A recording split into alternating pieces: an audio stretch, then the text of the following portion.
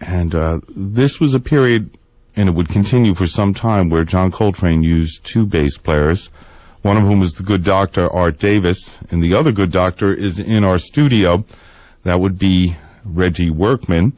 Our program director, Laura Wellickson, has put together a sequence which has sort of been Reggie Workman with John Coltrane, which is nice work if you can get it. And the highlight of this sequence, here at 5 minutes before 4, is the live interview with Reggie Workman. And I'll turn things over now. I'm Phil Schapp. I'll turn things over now to Laura Wellickson and Reggie Workman. Thank you, Phil. It's great to have you here, Reggie.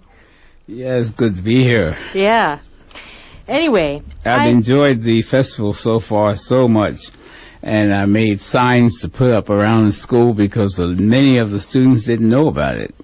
I've just been going around with the kind of flag to say that this is happening, and you got to listen to this. So I called Michelle Bellinger and asked her to make a sign to post around the school to let students know that this was happening, because it's such a great thing and so much good music, it cannot be not heard.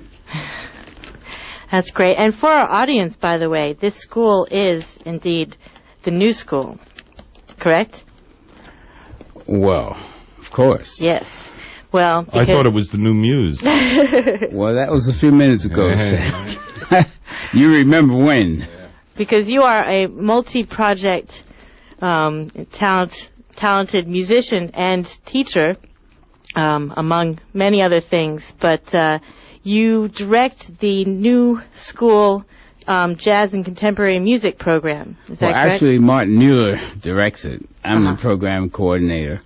And I have a lot of work to do there, and also being in and out of the classroom working.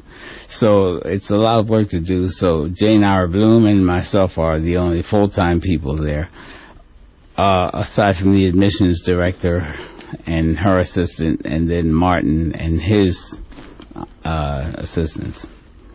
And you have an ensemble that of musicians, young musicians, that play the music of John Coltrane.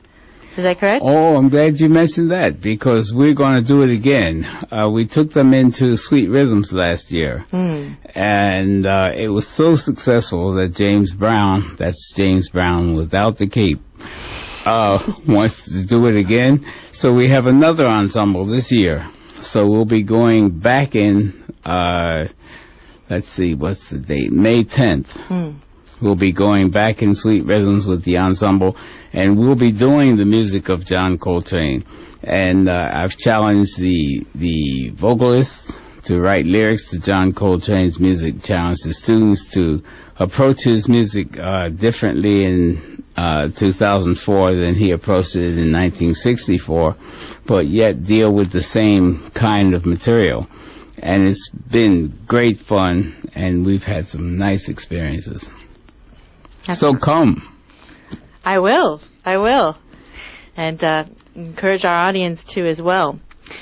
I have a few specific questions about the music, but I thought since we've got you here in the studio now that I wanted to kind of start from the beginning, so to speak, and give a general picture of,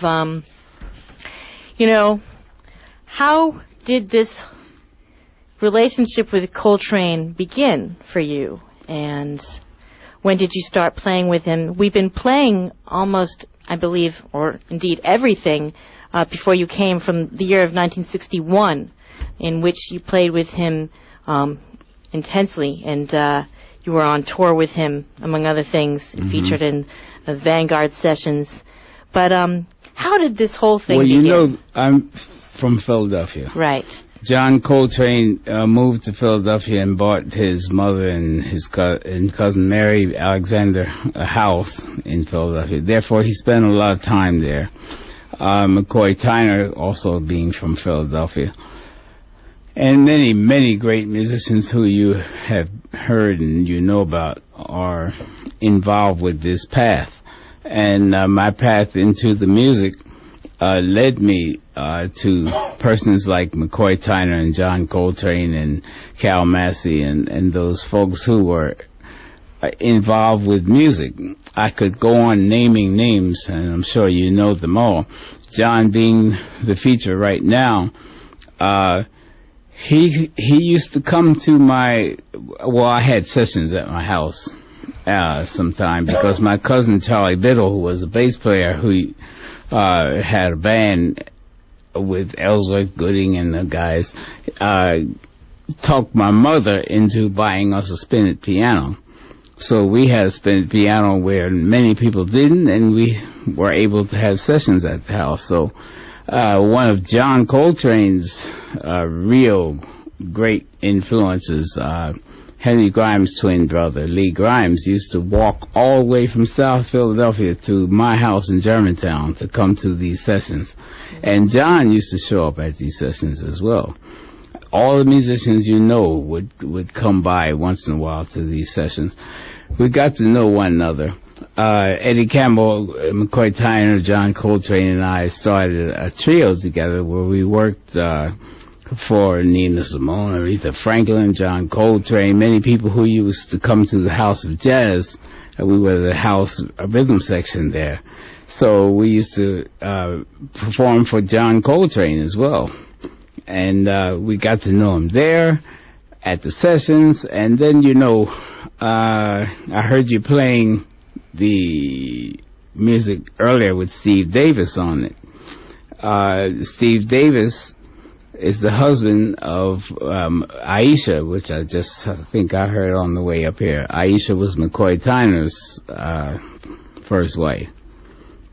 So the family was close-knit.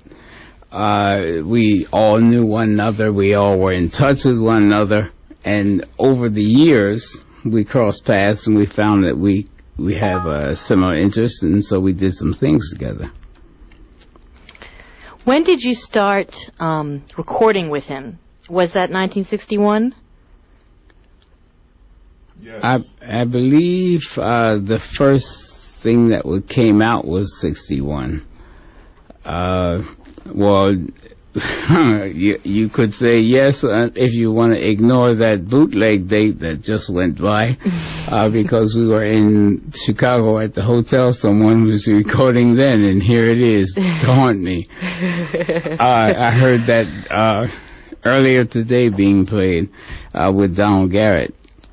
Now that was when I first joined the group. And I had been working around New York and developing my craft and so forth, and thought that I was doing okay until I joined that band with Elvin Jones, McCoy Tyner, John Coltrane, Eric Duffy, who had introduced me to John in the way of coming with the band. Was working around the corner with, I think it was with Jackie Byard Mingus at the show place. And he came around. John was at the Village Gate with Art DeLugao.